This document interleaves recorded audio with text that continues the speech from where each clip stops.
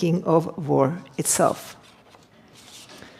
The difficult situation for Muratov and other Russian journalists and the war in Ukraine provides a gloomy backdrop of today's presentation of the World Press Freedom Index. But it tells us that protecting press freedom is more important than ever before. A free press protects truth, democracy, and peace. As director of the Nobel Peace Center, I'm very proud and happy that Reporters Without Borders chose to come to us to present their index this year. I'm confident that taking stock of the situation of international press freedom in this room under the eyes of Dmitry Muratov and Maria Ressa will make us all realize what is at stake. I want to thank Reporters Without Borders and Oslo Metropolitan University for their cooperation around this event. And also a big thank to Fritt Ord, Reitan Retail and Hydro for their generous support to the event series Nobel Peace Talks. Now I want to leave the floor to Kristin Skare Orgeret. She's a professor in journalism at Oslo MET and will be the moderator of today's event. The floor is yours, Kristin.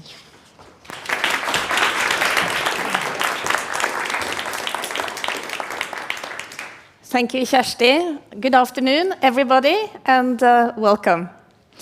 The United Nations World Press Freedom Day, 3rd of May, today, was proclaimed by the UN General Assembly in December 1993, on the anniversary of the Windhoek Declaration on promoting an independent press in Southern Africa and on the African continent.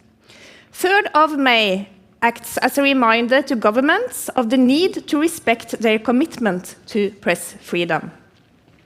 It is also a perfect day for journalists, media professionals and researchers, and the wider public to reflect about issues of press freedom, the challenges to press freedom today, and discuss how we best can defend this crucial freedom and the safety of journalists worldwide.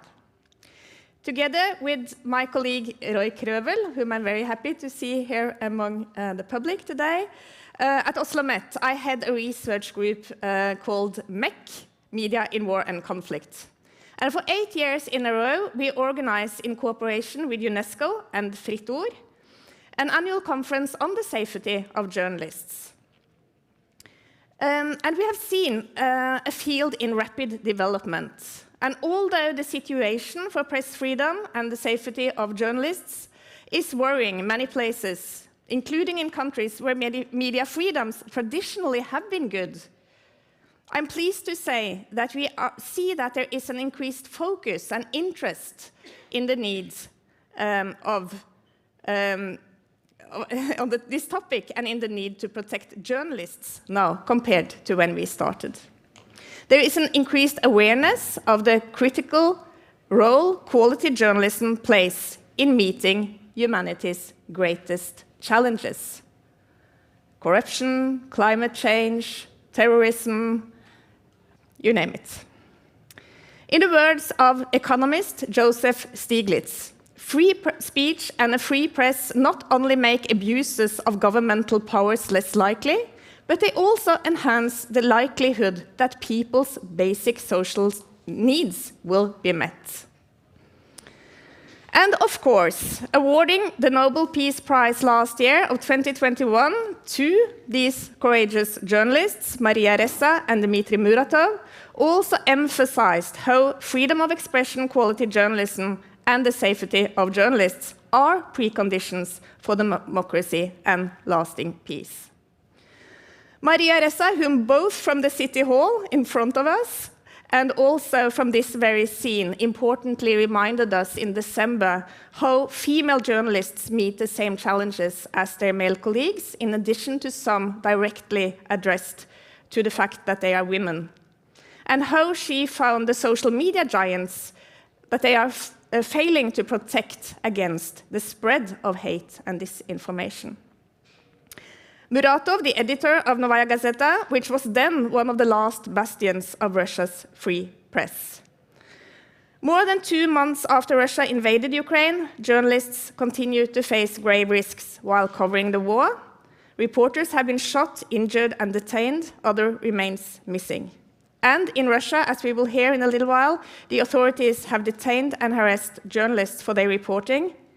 It is impossible today to cover the ongoing war. Today, part of the Nobel Peace Prize Committee's rationale last year can almost be read as a prelude to what was to come. A free, independent, and fact-based journalism protects against abuse of power, lies, and war propaganda. And there are, of course, other wars than the one in Ukraine, and other violent conflicts that we hear less about, but where press freedom and journalist safety will also be under severe attacks. Afghanistan, Yemen, Palestine, Ethiopia, Mali, countries where the conditions for press freedom are getting worse. And we know this because finally the 3rd of May is also a day to assess the situation of the press worldwide. And here, Reporters Without Borders play a particular important role. In addition to informing about the press freedom situation throughout the world every day, on abuses against journalists and all forms of censorship in at least 5 languages. And then, once a year, their launch of this annual World Press Freedom Index, which measures the state of press freedom in 180 countries worldwide.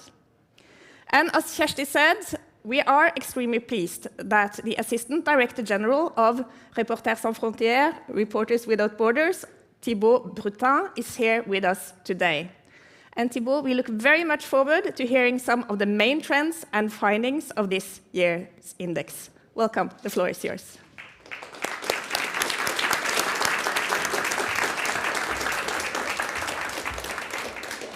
Thank you for the invitation. Thank you, Kjersti. Thank you, Kristin. Thank you, Ingvild, who's in the room and who helped organize this event. I'm very happy to be here today to present the main findings of the 2022 World Press Freedom Index established by Reporters Without Borders. It is important to be here today in Oslo for several reasons. First of all, it's important because Norway, this year again, tops the World Press Freedom Index. And as I was joking earlier, it's very unlikely that I'll be able to have such an event in the countries at the bottom of the World Press Freedom Index. I might as well, with my colleagues, find an iconic place to have this conference. So Norway is a specific country to World Press Freedom, and as Spider-Man says, that goes with some special powers, with special responsibilities. So we'll discuss that later. It's also important because of the Nobel Peace Prize laureates of last year, and I'm very intimidated to be, neighboring the portraits of Dmitry Muratov and Maria Ressa, 2 friends of RSF who embody the fight, the combat for press freedom. So it's also very key to use this momentum. And I must say that the Nobel Committee was very accurate in choosing these 2 laureates a year ago, because the recent events proved how important and crucial a free press is. And finally, it's important to be here because it's the 20th anniversary of this wonderful monitoring tool, the World Press Freedom Index. And for such a birthday, it's important to gather and to meet with friends. So without further ado, let's look at the World Press Freedom Index in a bit more detail.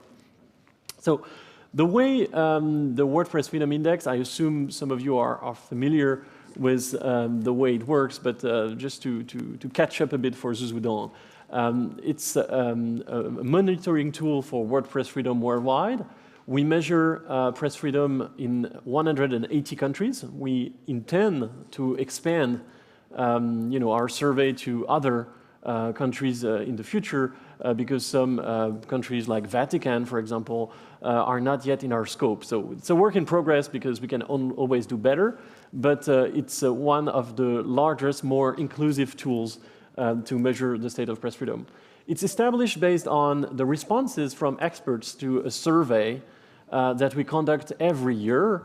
And we update, in case of crisis, the data set to reflect the latest evolutions of press freedom, because there is obviously a gap when you collect the data beginning of 2022, for example, which was our case, and there is a war that happens in Ukraine. So in certain countries, and it's indicated in the documents, some of the data set has been renewed to reflect the new situation.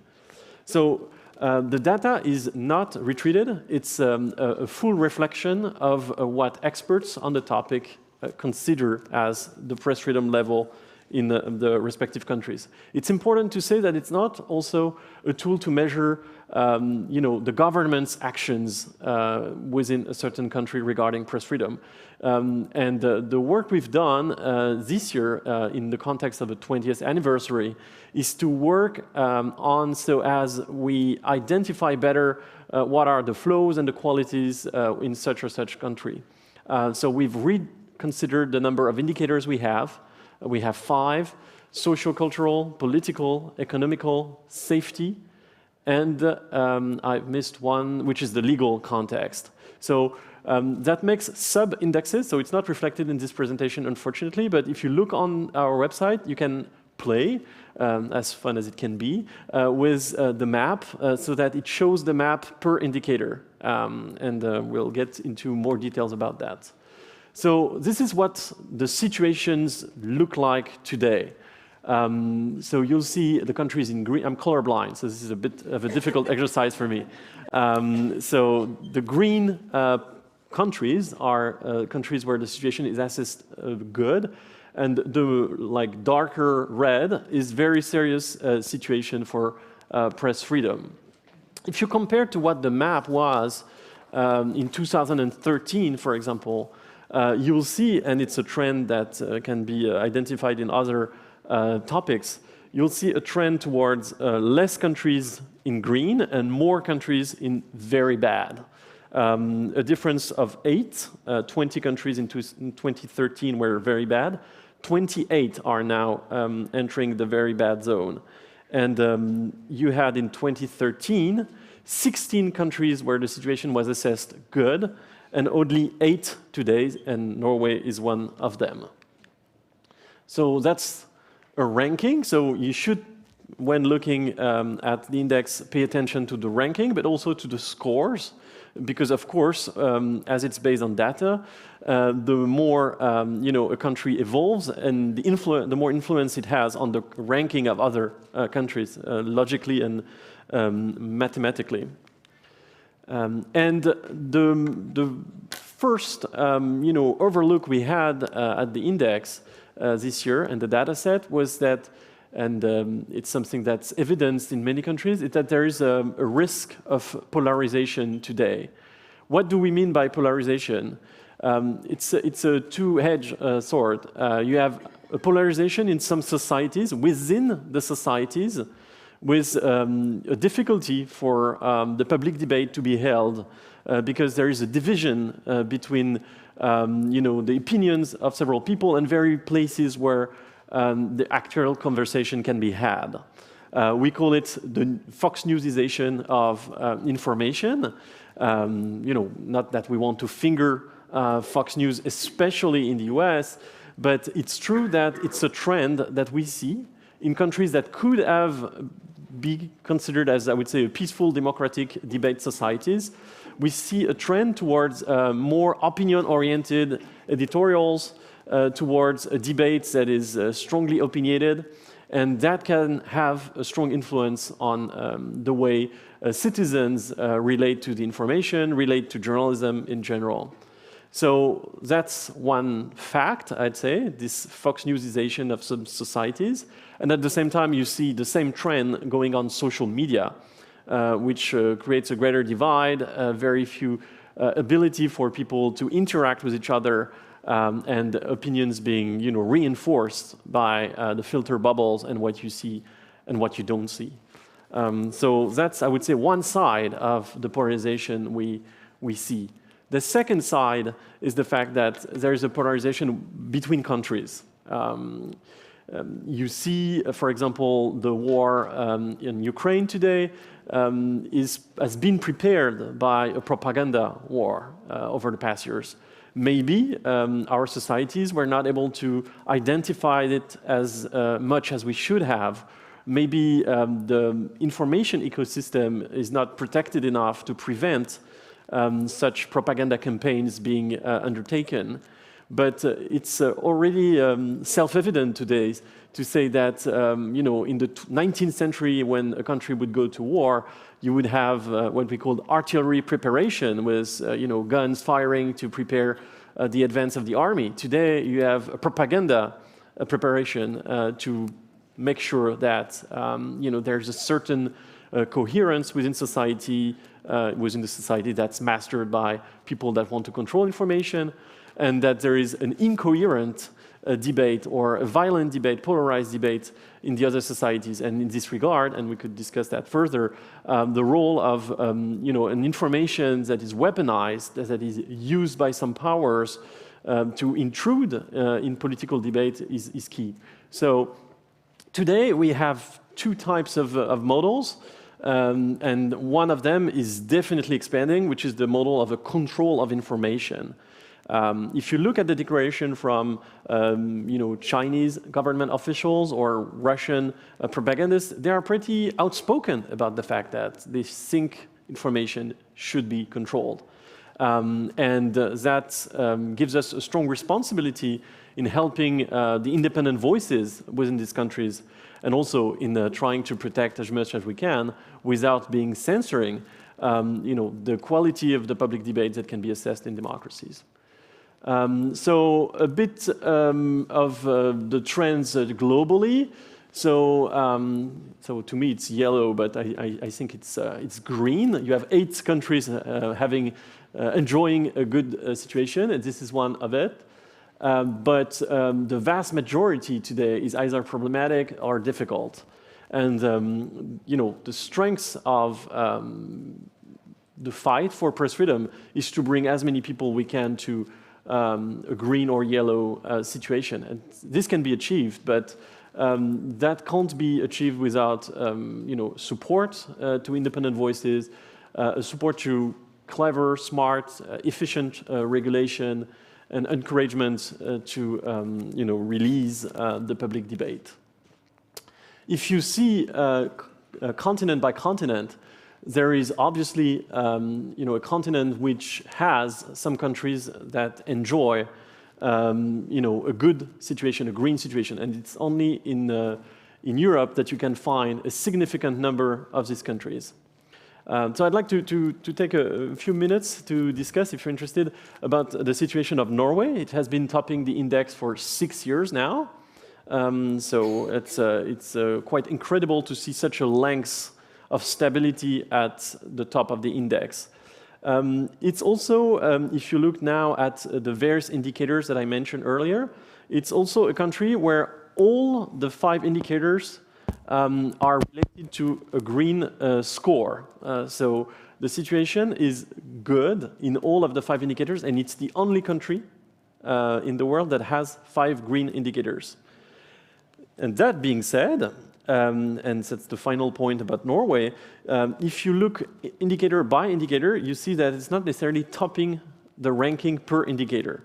For example, it's second in socio-cultural indicator. Well, that second is, it's already on the podium, so it's good. But we have a growing concern about the safety situation in Norway. Not that we consider that there are violences against journalists, but you see more and more online harassment, for example. And Norway is ranked 11th. So we're not in class, but if there is something to work on, probably it's promoting mechanisms that ensure that journalism are more protected online and offline. We mentioned earlier, a few of these situations. Russia is going down, and as you see, the political context is really dark. But it also has an impact on Ukraine, where the safety situation also has gone dark. We'll have, in a few minutes, a video from our partner in Ukraine telling us a bit about the situation journalists are facing there. But the context in Ukraine is very difficult to deal with for media outlets because it's, as evidence in this table, it's a mix of huge concern for safety, but also coming very next, a concern about the economic context in which media outlets evolve. Of course, when your newsroom, your entire newsroom converts to war reporting, and there is no advertisement, there is difficulty to print, newspapers. This is to be taken into account, and lots of support has been, and RSF is part of that effort as well, has been to provide safety equipment, but we should also consider what can be done to relieve the economic pressure in a country like Ukraine on media outlets. And maybe a third country it's interesting to see is the return of safety concerns in Europe. So we mentioned Norway, which is a slight concern, but in two countries in Europe, you've seen murders of journalists. There had been 2 murders in the past decade that were very iconic. The murder of Jan Kuciak in Slovakia and the murder of Daphne Caruana Galizia in Malta. But today you've seen also murders coming back, I would say, with unfortunate memories in the Netherlands, with Peter de Vries being murdered in the streets of Amsterdam, and also George Karaivas in Greece. So that explains a bit the fall down of these countries within the WordPress Freedom Index. So we've spoken about the top of the index, and a few words to finish about the countries with the most repressive regimes. And it's really important that these countries take into account the fact that an index like the index of RSF is widely released. It's used by the OECD, for example. It's used by development agencies. So a great campaign has been carried on by several press freedom organizations to try and explain that the development of societies, humanitarian aid, not necessarily should be conditioned to progress in press freedom, but it's important that it goes the same way. And we are in discussions with people in Iran at the highest level. Eritrea and North Korea are more difficult countries to work with. That's the least we can say. But we are really concentrating our efforts in countries where we can make sure that the situation evolves in the future, because there is a great need to revert this situation that I explained.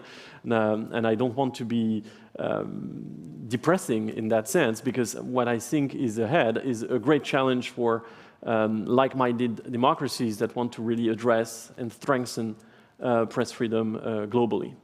So here it is in a few words. I hope I haven't been too long. This is the snapshot of press freedom in 2022 according to RSF.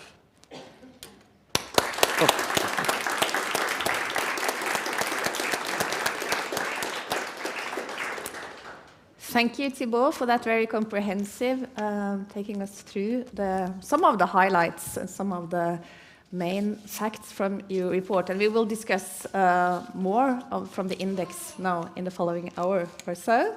Now I'm very pleased also to welcome Knut Olav Åmås. Please, you can find your seat here. He is the Executive Director of Fritt Ord, the Freedom of Speech Foundation here in Oslo, Norway. Welcome.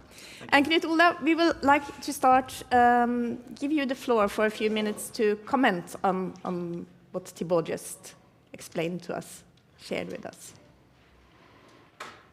Well, that was a general do you want something more specific? I was not prepared to. Well, You can choose something you found particularly interesting in what Thibaut just said and take it from there. Is that a better question? Well, it's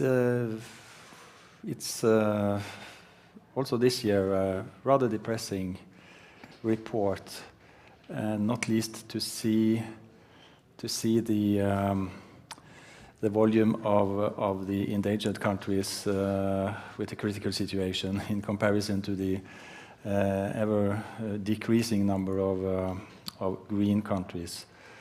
And also worrying to see the relatively weak position of formerly promising democracies in the middle of Europe. That's, I think, one of the most striking trends from the last years.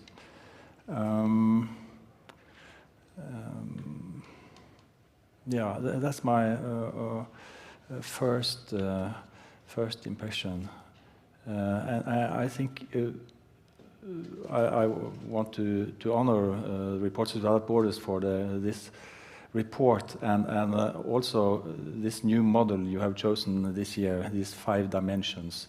It's very pedagogical and fascinating to go into.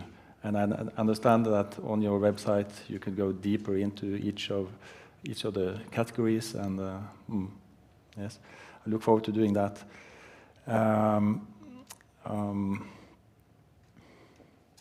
Yes, and we will just one question. You state in your press release that the situation in Ukraine and Russia has. You have not stopped observing it as of January, but you have followed it through March. So the figures there are even more updated. Absolutely, yes. It was a concern to have because the collection of the data is conveyed from the end of, so in the case of 2022, the end of 2021, and we stop around January 31st. So we can't, as it's the 2022 WordPress Freedom Index, not take into account the evolution of some of the situations which are the most worrying. So we got back to our country experts and said, well, which are the countries which had a significant change since we collected the data? And of course, among the countries were Ukraine and Russia. So what you see today is a reflection of, so not today, but a few weeks ago, the number of press freedom violations that were taken into account. And what we've seen in Ukraine is targeting of communications, towers, TV towers, so very civilian information-oriented equipment, targeting of journalists on the ground was a kind of very worrying modus operandi, rogue or independent teams of Russian soldiers firing at cars, which clearly state that it's a press car. So the result of that has been 5 deaths, and it's something that RSF continues monitoring quite closely because there are abductions, tortures as well. We tend, as individuals probably, or at least as journalists, to concentrate on the most grave violations of rights, and indeed murder is the worst thing that can happen. But underlying, there are growing figures of abductions, of people disappearing. And we have collected testimonies of journalists and fixers, so media workers working with international press that were abducted and tortured. So it's really, really scary. And RSF is really, and I can't thank enough foundations like the Free Trade Foundation that helped RSF build a center in Lviv, Ukraine, to contribute to the protection of journalists through so what technically is called PPE, personal protective equipment. Basically, that means a helmet and a bulletproof jacket, and that's what journalists in Ukraine are asking for. We will have 4 interviews. Some of them are videos, and one is live just now, and we will start by Ukraine very soon. But I also think it's, I really much agree with Knut Olav Åmås that you know, it seems very also scientifically a good way of doing it, having these 5 different pillars and comparing them.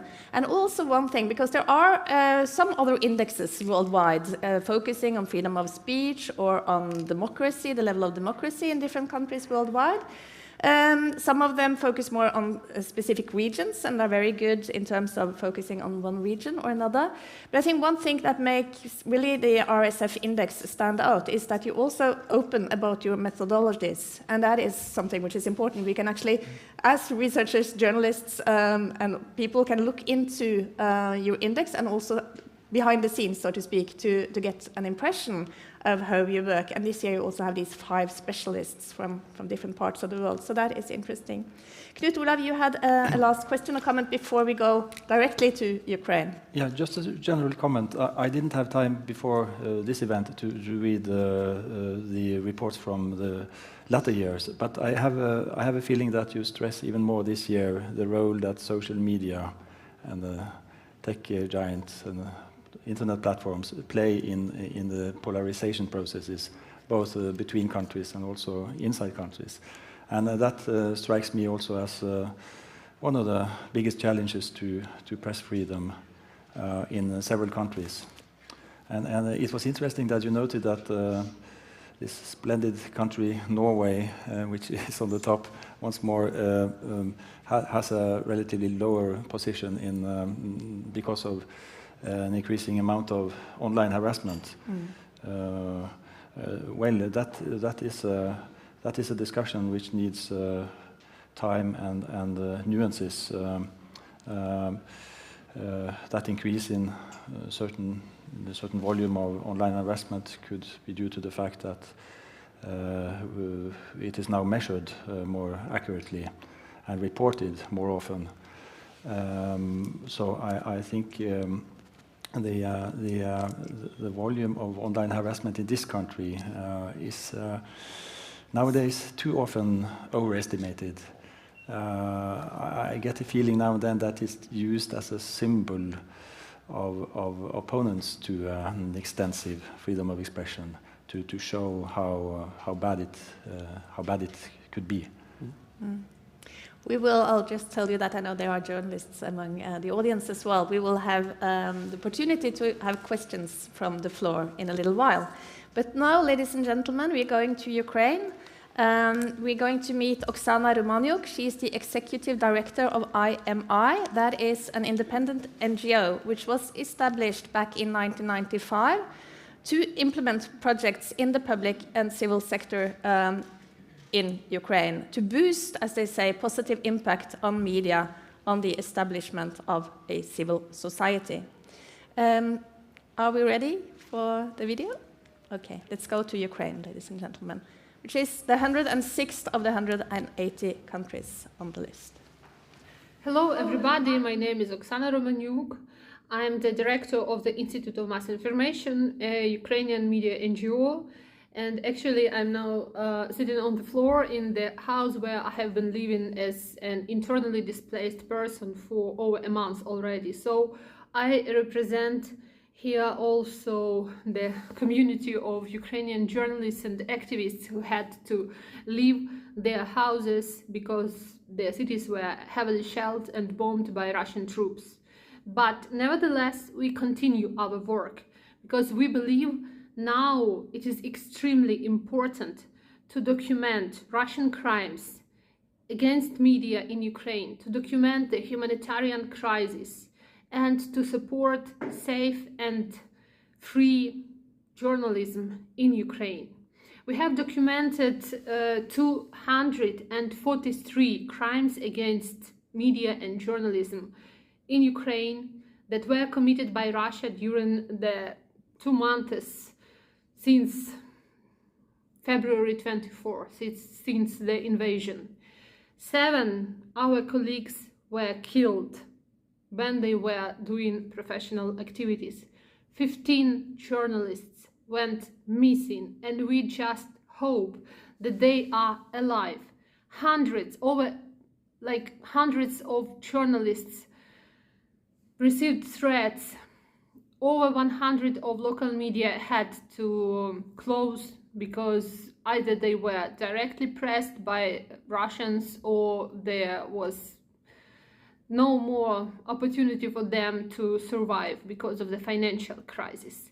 When Russians occupied Ukrainian cities and territories, they went with lists of journalists and activists they need to punish, to eliminate, to take hostages, to torture, to kill.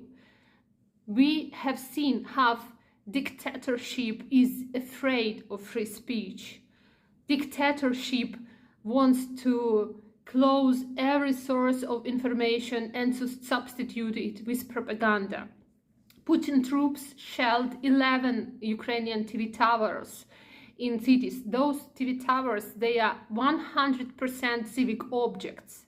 So this is a sign how they wanted to create a blackout and to continue their propaganda. And I believe that the world should rise. This is the moment for the world to rise and to demand accountability, to demand justice for those atrocities, for those crimes against media and journalism, against free press in Ukraine. This situation has proved how important is free speech, how important is journalism for democracy. This shows all of us that we should protect free speech, that we should rise not only in Ukraine, but we should rise in really all countries to support journalism, freedom of expression, because this is the basis of democracy. And we also should join forces to providing journalists who work in Ukraine with safety equipment, with all kinds of support, even psychological support for us is very important. We really admire the work of those foreign journalists who risk their lives and arrive here in Ukraine to report, because we understand how dangerous it is now in our country. So we should stand together to defend journalism, to defend free speech. We should stand with Ukraine. Thank you.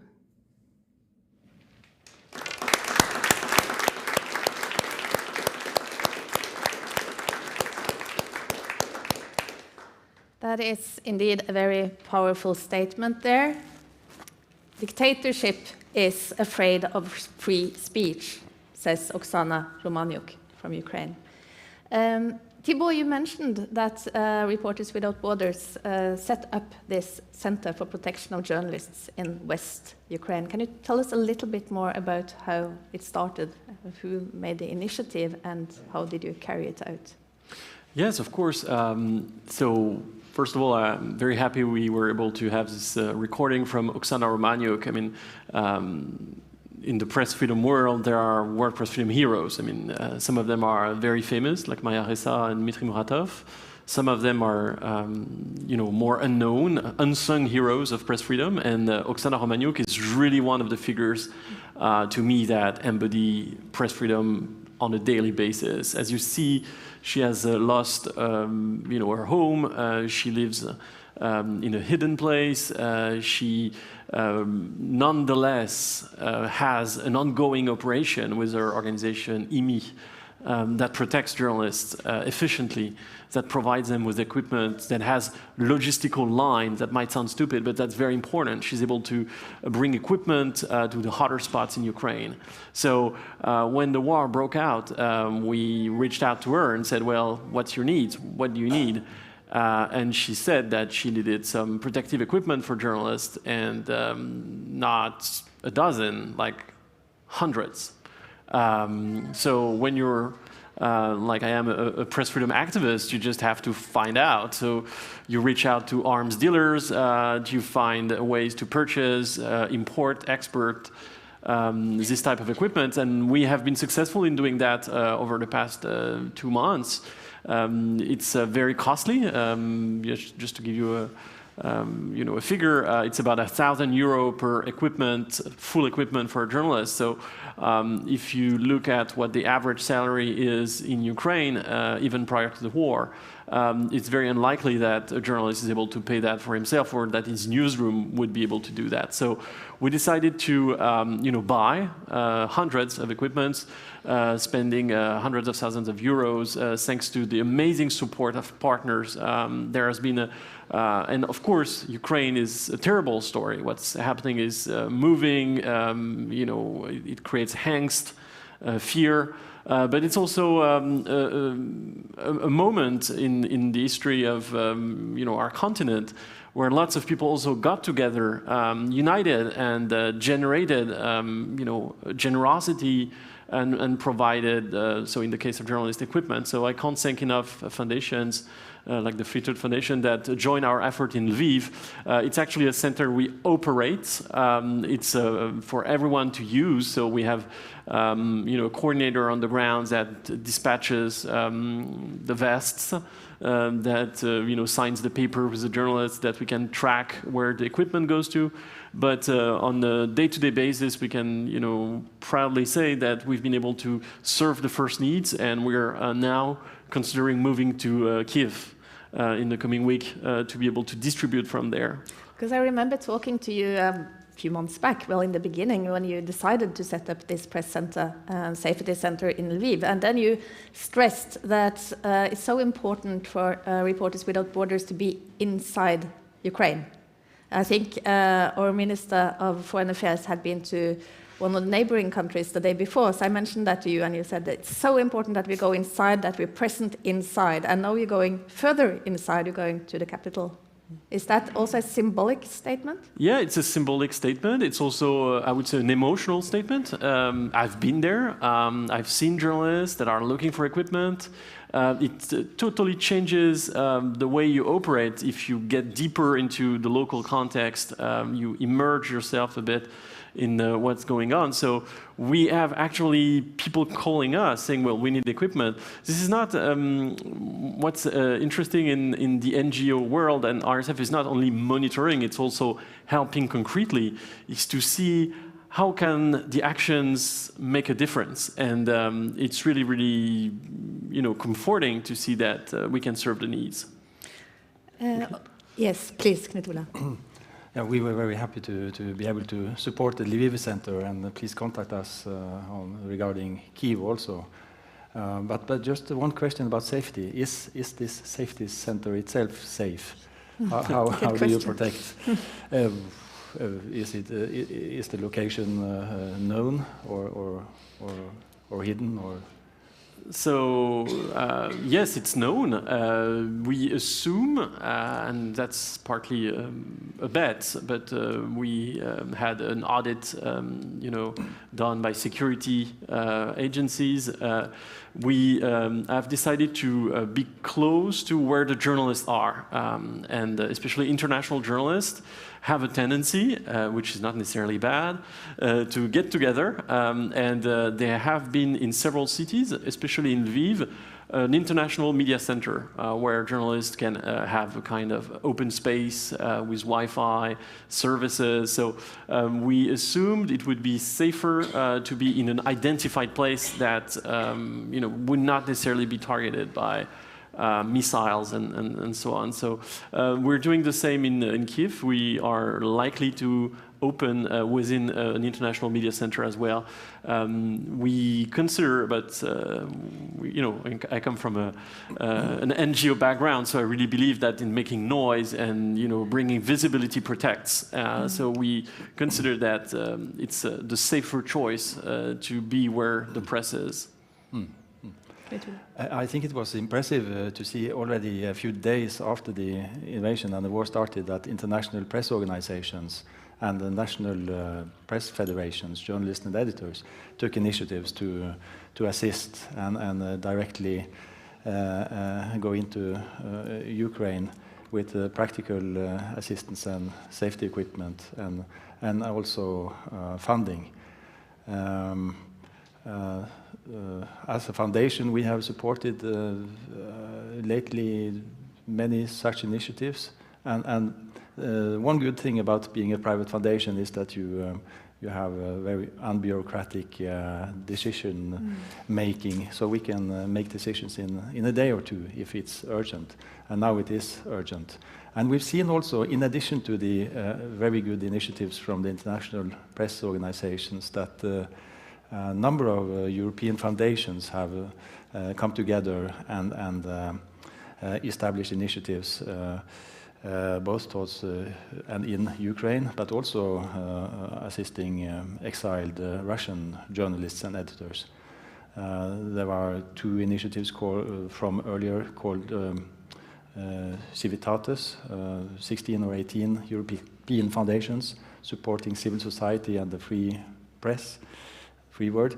And foundations are also behind a media-owning company called, or foundation called Pluralis, which was set up 3 or 4 years ago to try to combat media capture in Ukraine. And the fact is that several of these newspapers in Ukraine now are still producing journalism because this initiative to resist media capture, the taking over of media by oligarchs, for example, a few years ago. One final point concerning Ukraine for me.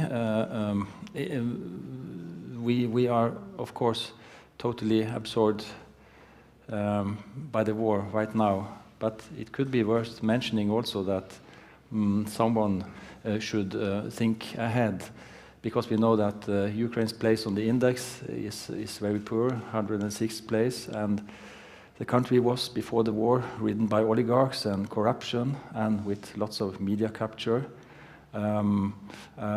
Someone should start thinking how to ensure media plurality in Ukraine after the conflict, so that we move ahead. Because there are great dangers that things go wrong at the end of this tragic conflict too. Thank you. Important points there, Knut, Olav. And we also heard Oksana Romaniac talking about the loss of her colleagues, and that is, of course, when you talk about safety of journalists, that is the very dark backdrop to it, that journalists actually get killed while they do their work. And we heard Muratov saying here in December that his largest wish was that journalists should get very, very old. And some journalists don't get very, very old. And you told me, Thibaut, when we spoke earlier today about the work you do in Bayeux, commemorating journalists who were killed for the work they do. And this is, of course, also part of the 3rd of May, the Press Freedom Day, to commemorate those professional journalists who were killed in action, so to speak. Can you just say a few words about what you've done in Bayeux, in Normandy, in France? Yeah, so the two main publications, I would say, of RSF are the Wordpress Index we presented today, we're presenting today, and the roundup we do every year of the journalists and media workers killed while doing their job. And you know, a few years ago, we realized that we needed a type of memorial just to get the memory. To remember all those that have died while doing this important job of bringing information to us. And with a proposal from the city of Bayeux, which is in Normandy in France, which is also the city that was first liberated by the US forces after D-Day, we did build a kind of a memory garden with stones on which are written the names of the journalists that have been killed. Every year we have a ceremony. It's deeply moving. It gives a lot of sense to what we're doing. It's a strong emotional moment.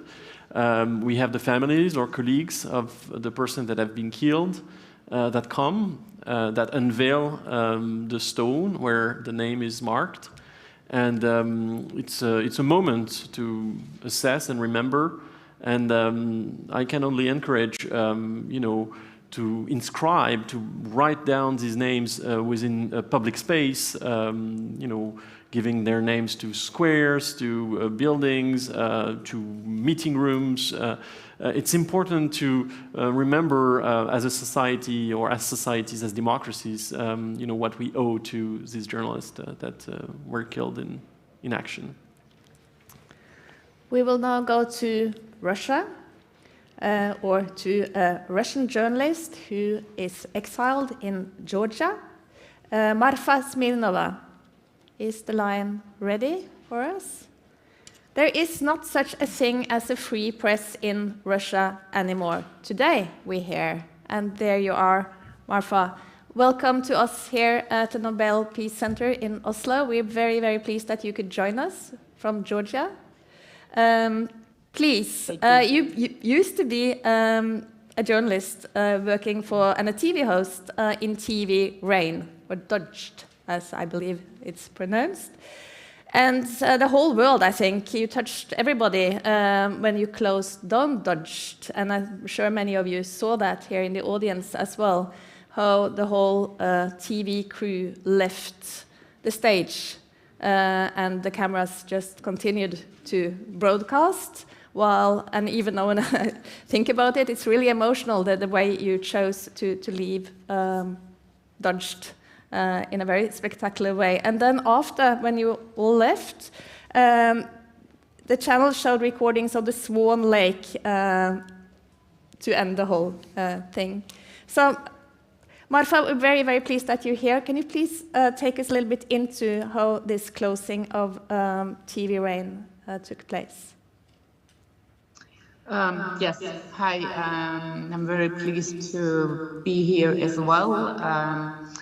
My name is Marfa Smirnova. I'm working as a journalist now. As you mentioned, I'm not working anymore for TV Rain, TV Dodged, as it was blocked in the beginning of the March. Now I'm working for another media. It's called Insider. It's more like investigative journalism, but here in Georgia we started to do news streams. I'm sitting now, for example, I don't know if you can see it, I'm sitting in our news studio. I'm working here as a TV anchor as well, and doing 3 times a week news programs. We call it YouTube streams because it's only, you can see it only in YouTube, not in normal TV. And mostly we are talking about the war in Ukraine, of course, because I think it's very important to talk about the war in Russian language. You maybe know that already Ukrainian TV channel Ukraine 24 started to do also a block of news program in Russian language for the Russian audience. And actually it was our goal at TV Rain, at Dodged. We, from the 24th of February, we had a big audience. I don't remember exactly the numbers, but I think about like millions of people were watching us every day. At that time, myself, I was working in Ukraine. I was sent there. My editor-in-chief sent me first to Poland, to this city, to the small town just at the border with Ukraine. Then I moved across the border and I moved to Lviv, and I worked there for a week. And it was very specific time, because you know, you're a Russian journalist working in Ukraine. But I met there in Ukraine, also in Lviv, a lot of people who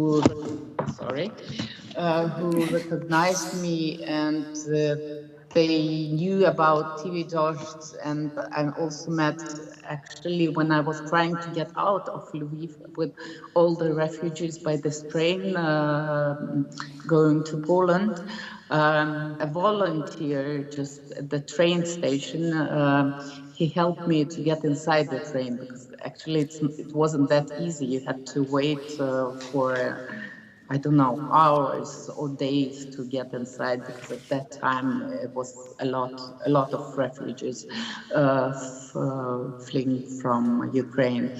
And this one volunteer, he came up to me and told me, "Oh, Marfa, I know you. I watched you like the whole time you're working here in Lviv." And even policemen at the train station, they also recognized me and told me that, "Oh, we know you're working for TV Rain, TV Dost." And I guess that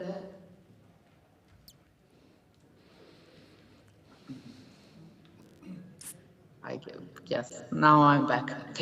I guess at that time our channel was the biggest channel in YouTube who was giving some alternative information, I mean, alternative to the state media.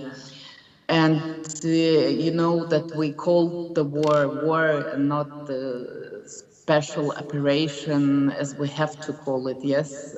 And because of that, and I guess there are more reasons, Dost was blocked. First, our website was blocked, then the whole channel was closed.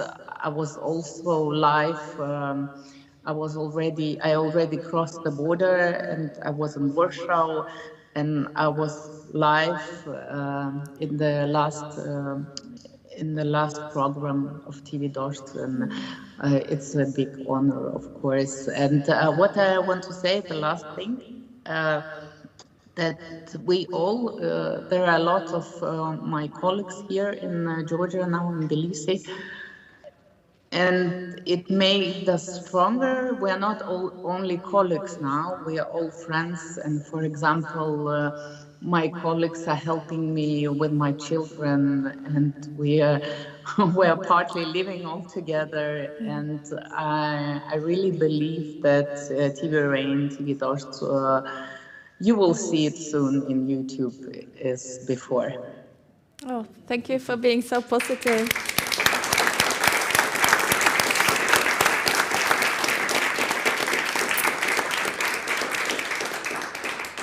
Marfa Sminova, could you please tell us a little bit more about how it is to work now from Georgia? How is a typical day as a journalist in your life? Yes, I will continue my positive thinking. It's pretty easy because I'm not under pressure here. I don't work in Russia. I don't. I had to flee, of course, but thanks God, I'm safe. My family are in safe places. My children are here with me in a safe place with me, and it's much more easier now to work outside Russia. Unfortunately, it's so, because I think if you're making news about Russia, you have to be there. It's a real journalism. I'm totally against this immigrants to TV channel, but I understand that now is totally another situation, and I'm not sure if I'm going to go back to Russia. It won't be a problem for me and my family, because it is also a problem that I have been working in Ukraine. And I already received some bad signs, I would say so, from some people in Russia. And now I guess 99% I understand that I can't go back, I can't risk, also because of my family, and I have to stay outside Russia until the war is over. But Yes. I'm staying optimistic, and I really hope that the war is going to be over in some months, not in a years. And yes, my day here, it looks like I'm reading news 24/7. I already understand Ukrainian. I used to work in Ukraine before, but now as I'm reading a lot of Ukrainian medias, talking to Ukrainians, and so I guess 90% of my news program is dedicated to war, of course. So, I mean, I'm working like a normal journalist as you, as the journalists who are sitting there now in Oslo, like reading news, looking for someone, looking for people in Ukraine. For example, now we are looking for people who could exile the Mariupol. So it is how it looks like. Marfa, thank you so much for sharing your story. Is there, from your perspective, anything we as an international community could do to assist you, meaning exiled Russian journalists in the neighboring countries? I already answered this question, and as I was at your place last time, I guess a month ago, yes, I won't be shy, and I will tell you directly that, of course, we need some help, we need some financial support. For example, we are like working here, 5 people doing one news program. A month ago, we didn't even have this news prompter, you know what it is? Now our computer is not working because actually it's just a laptop of our director who is taking his laptop from home and bringing it to the office. And of course, like technically, we need support, of course. We just heard from the Assistant Director General of Reporters Without Borders here that he actually quoted Spider-Man saying that those who are very strong also have to be very brave and kind.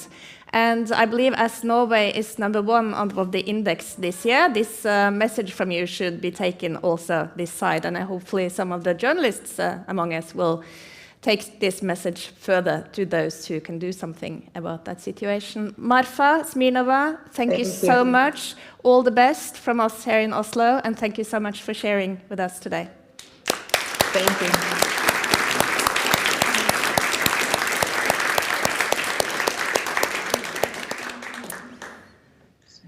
Thibaut, a short comment from your side of the table?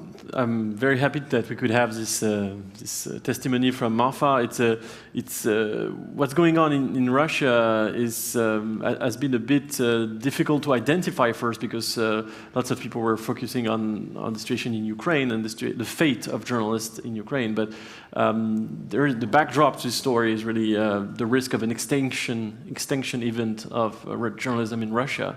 So as Press Freedom Organization, we should really be remembering the experience, for example, of what happened in 2016-17 in Turkey.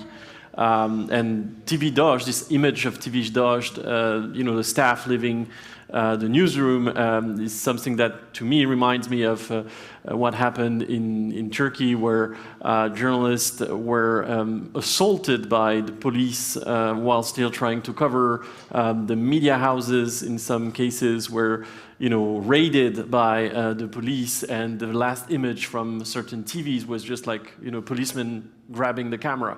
So what we're seeing is something of that sort, and once you break the ability for journalists to report when you break their tools, you match the newsrooms, it's very difficult to rebuild again.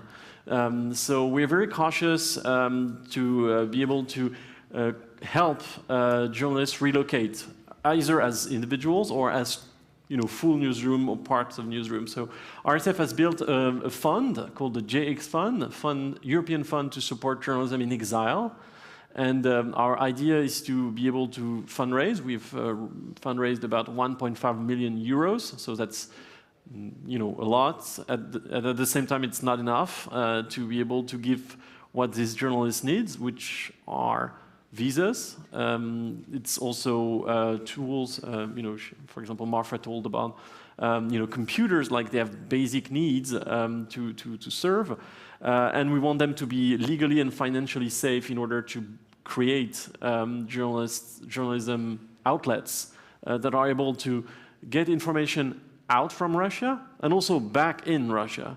One of the concerns of the Russian journalists we talk to is to be able to continue spreading information within the Federation of Russia. So we need to ensure that this media lifeline is ongoing, and I think in advance everyone that can contribute to this effort, because definitely we're talking about thousands of journalists, and a single organization like RSF can't do that alone. We need people that have an expertise in media development. We need lawyers to help with visas. We need to have governments willing to build hubs for these newsrooms. So the more the merrier, and believe me, there's a lot of work to be done. We will now move on to Egypt, and a country we don't hear about that often in Norwegian news, I guess. Egypt is this year number 168 of the 180 countries. It's dark, dark red for those of us who can see colors on the maps. It's actually 13 places below a country such as Russia, even after the updated numbers of Russia. And I'm very pleased that Eva Stabel from the Norwegian Union of Journalists is here, because she's been doing some very important work for several years through the IFJ, with a lot of support from the Norwegian government through the Ministry of Foreign Affairs. And I have had the pleasure of being with Eva in a few of these training or trainers courses for safety of female journalists in Western and Northern Africa.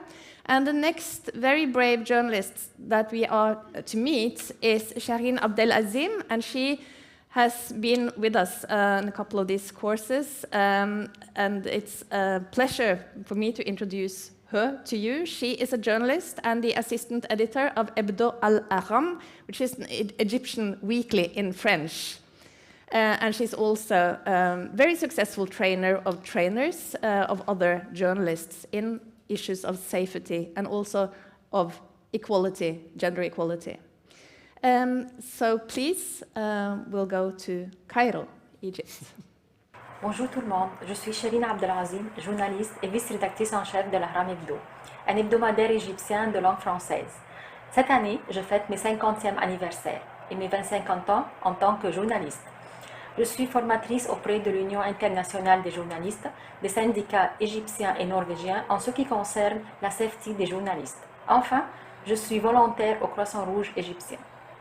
Dans mon pays, on dit que le journalisme est un métier à problème, le métier de tous les soucis. C'est une vérité. Les 10 dernières années ont connu des transformations importantes en Égypte, et la scène journalistique n'a pas été à l'égard à ces évolutions. À vrai dire, écrire un article en 2022 est tout à fait différent en 2011. Pourquoi?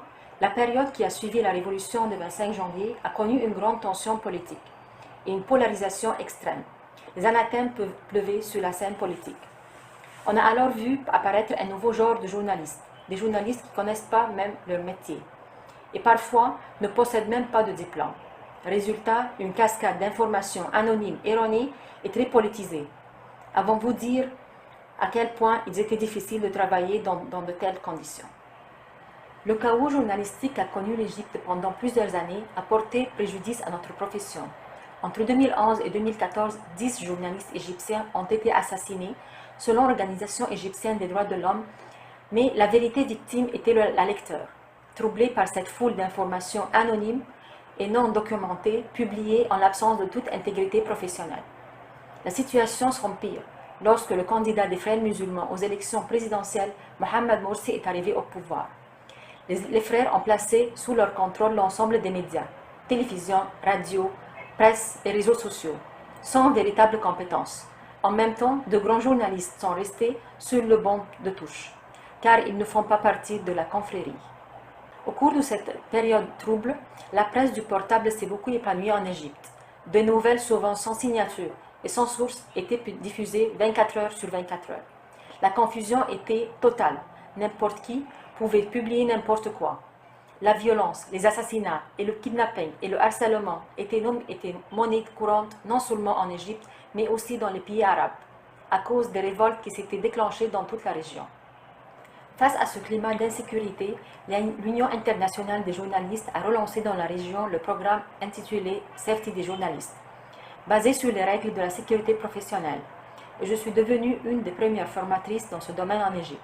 L'Union a réussi à créer durant quelques mois un réseau de formateurs dans les pays arabes, dont l'Égypte, l'Irak, la Syrie, la Tunisie, le Soudan, la Jordanie, le Yémen et la Palestine. Un programme qui a formé des milliers de journalistes et qui a sauvé des vies. J'ai appris à travers ce programme qu'avant de rédiger un article, je devais connaître les lois de publication et la politique éditoriale de l'institution où je travaille. Je devais aussi connaître mes droits et mes devoirs, savoir comment évaluer les risques de chaque mission. J'ai appris aussi que ma vie est plus précieuse qu'un article ou une photo et que je ne devais pas me sacrifier. Avec la révolution du 30 juin 2013, l'atmosphère en Égypte a commencé à changer. 3 organismes chargés de faciliter le travail des journalistes ont été créés. Le Conseil suprême pour la régulation des médias, l'Organisme national de la presse et l'Organisme national des médias. Aux côtés du syndicat des journalistes, ces 3 institutions ont permis de régler nos conditions de travail. Mais est-ce qu'en Égypte, on peut dire que le journaliste possède la liberté de s'exprimer? À mon avis, cela dépend du journaliste lui-même. S'il connaît ses droits et ses devoirs, s'il possède des documents nécessaires pour appuyer ce qu'il avance, alors il peut écrire ce qu'il veut. Le vrai défi que nous affrontons aujourd'hui en tant que journalistes, c'est la crédibilité. L'homme de la rue et aussi les responsables n'ont plus confiance en nous. Ils acceptent rarement de parler avec la presse, car pendant des années, la presse a diffusé des informations erronées. À nous de retrouver notre crédibilité. J'ai beaucoup parlé, mais c'est la nature des journalistes. Bonne fête, bonne journée.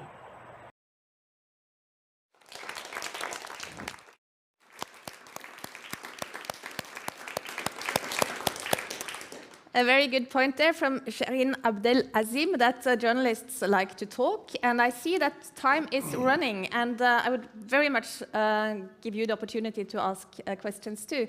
So I suggest that we go straight into France. That will be a little quick change there from Egypt to France, but that is the last video we wanted to share with you.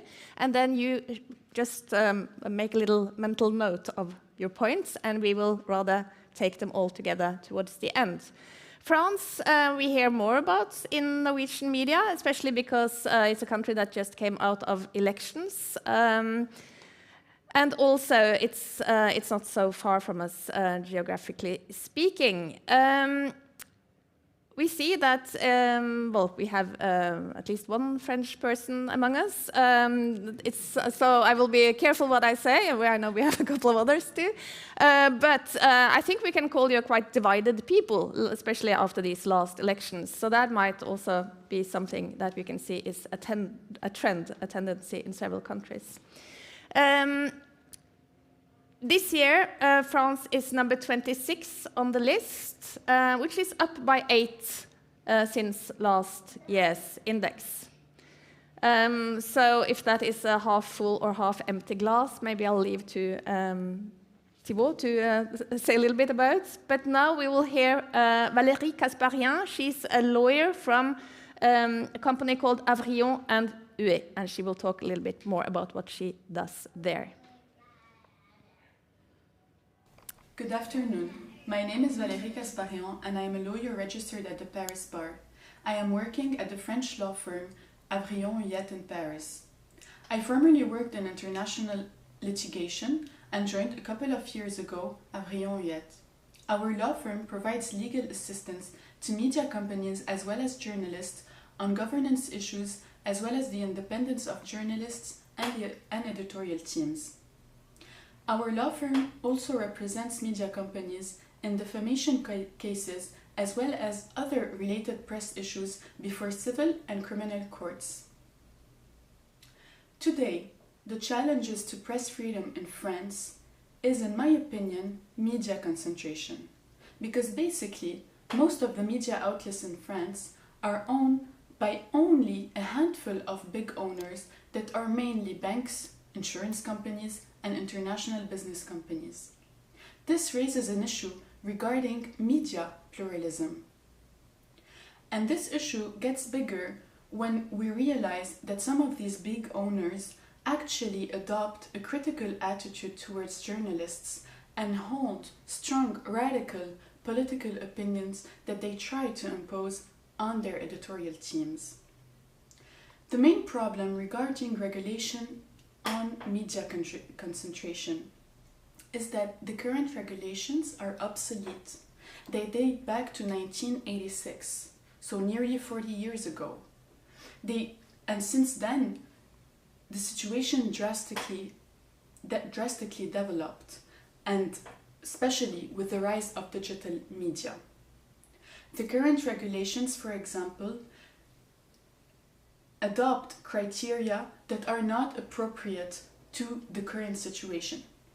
Let's take an example. The regulation regarding audio-visual media concentration does not take into account the viewing rate as an indicator of media concentration, whereas it definitely should be an indicator. It only takes into account, for example, financial participations of a certain owner in various media companies. Also, none of these two regulations take into account the digital media outlets. This is why the French Senate issued an initiative a couple of months ago to study the current situation of media concentration in France and assess whether a reform should be adopted in the field. So what are the solutions?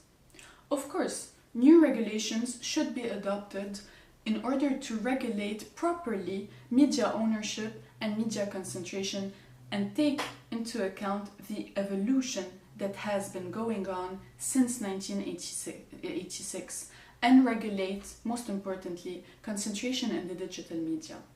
But apart from media ownership, regulations should also be adopted, in my opinion, in terms of media governance, in order to give more power to journalists and editorial team in the governance of the media companies in which they work. Because today, their powers vary drastically from one media outlet to another. It all depends on the articles of corporation of the media company concerned. In my view, mandatory rules should be established to regulate certain critical issues. For example, a parity should be established in the boards of media companies, with half of it being composed by journalists and members of the editorial team. Also, journalists should have a veto power over the designation of their managing editor. And finally, mergers and acquisitions between media companies should be submitted to the approval of the journalists that work in the media company concerned. Lastly, I also believe that the regulation concerning state subsidies to media companies should be reviewed. Today, several of these subsidies, the allocation of several of these subsidies, depend on the decision of the Ministry of Culture. So the decision is not totally neutral, and there is a political factor that goes in it, in the process. So I believe that the system should be rethought in order to provide a more neutral mechanism for the allocation of subsidies. Thank you.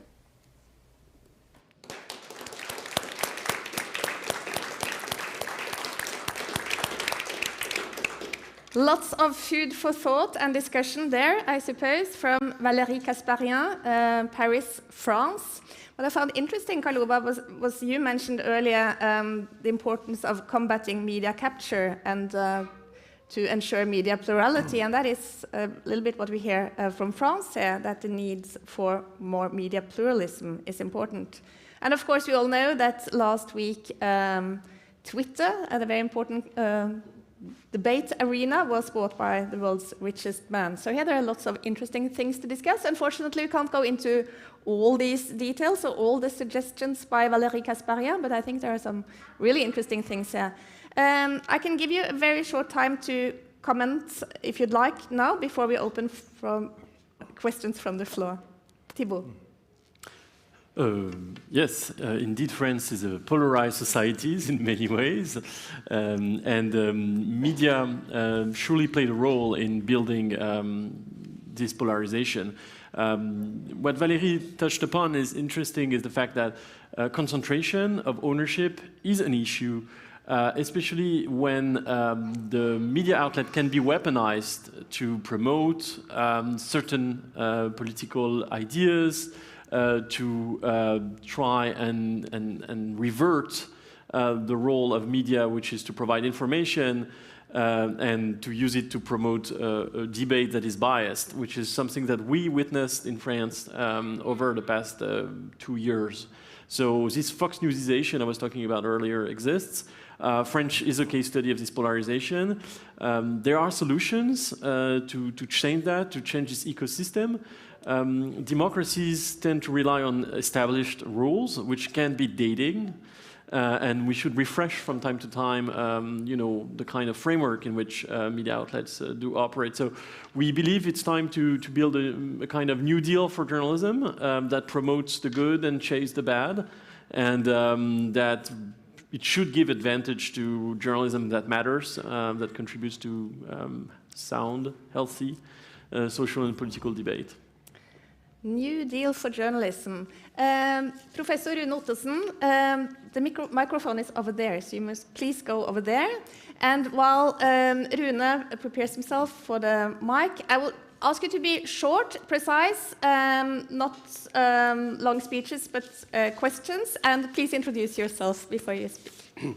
Yes, I'm Rune Ottesen. I'm a member of the Norwegian UNESCO Commission and also active in Norwegian PEN, where I head the support committee for Julian Assange, and I noticed that Reporters Without Borders has expressed concern over the situation, which is quite urgent now, since it's on the table of the British Interior Minister, who might make a decision in 1 week or 2.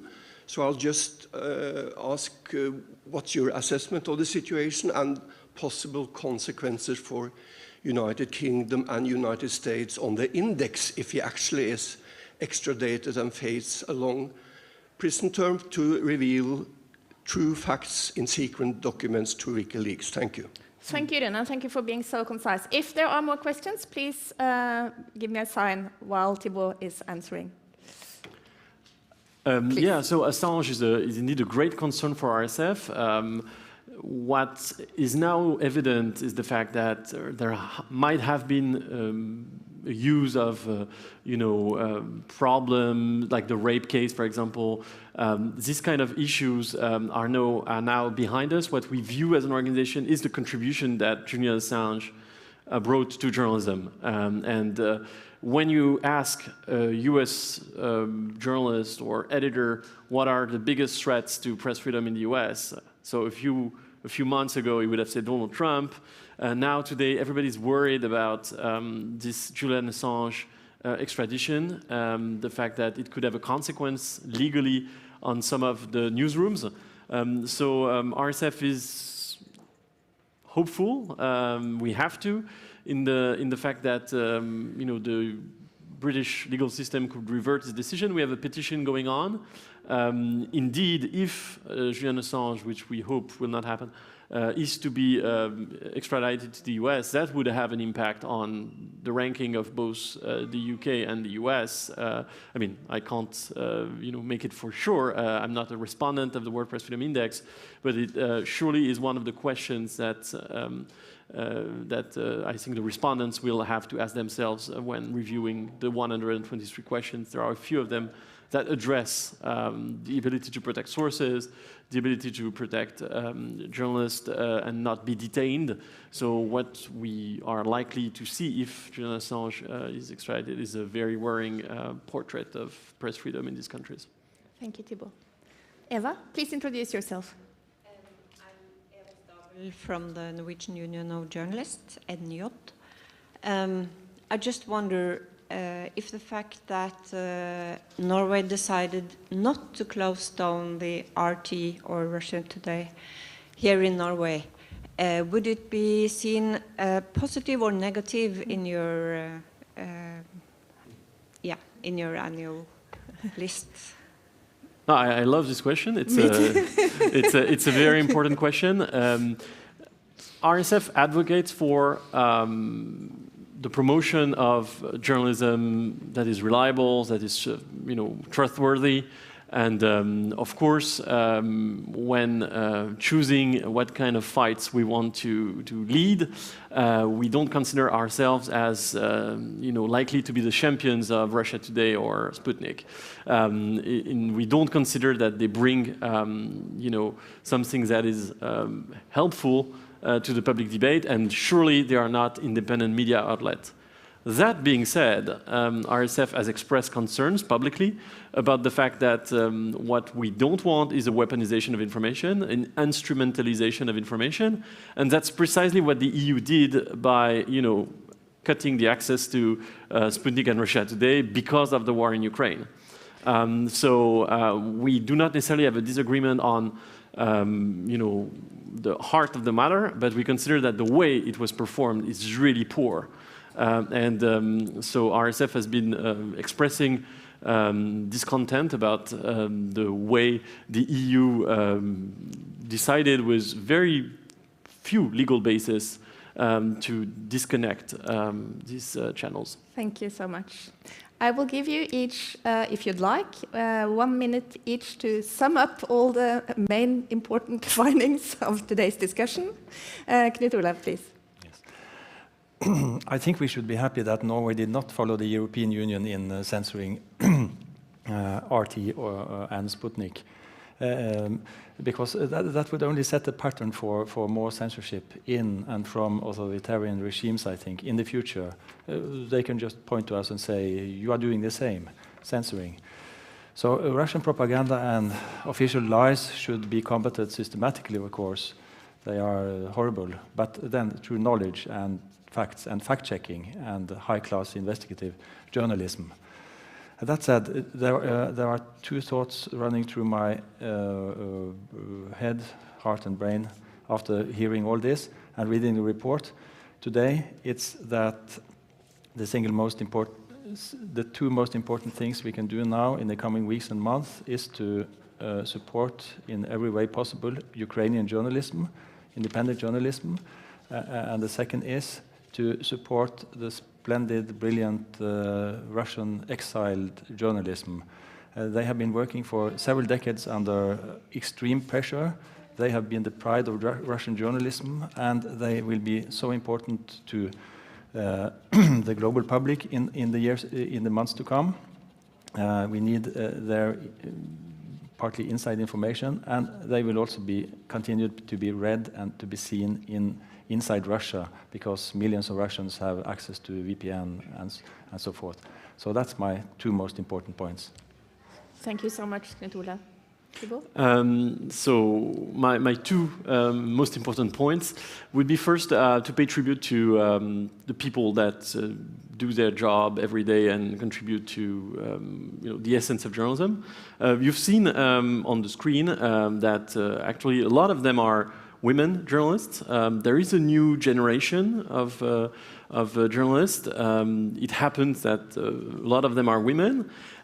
They also face the threats of, I would say, male journalists, plus additional gender-specific based violence and threats. So they have a specific role within societies, and we should respect that. We should be also, that's the second point, careful about our press freedom, because we need to be vigilant, we need to be careful.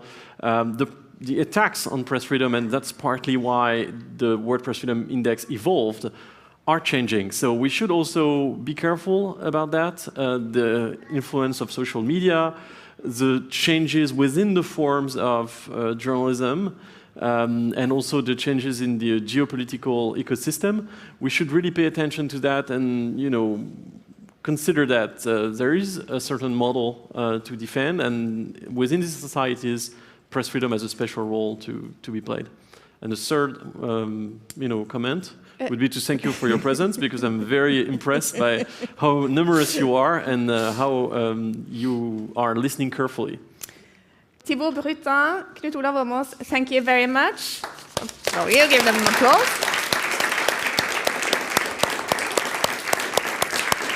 And then I'm very pleased to leave the last word to Executive Director of this beautiful place where we are gathered today, the Nobel Peace Center, Kjersti Fløgstad.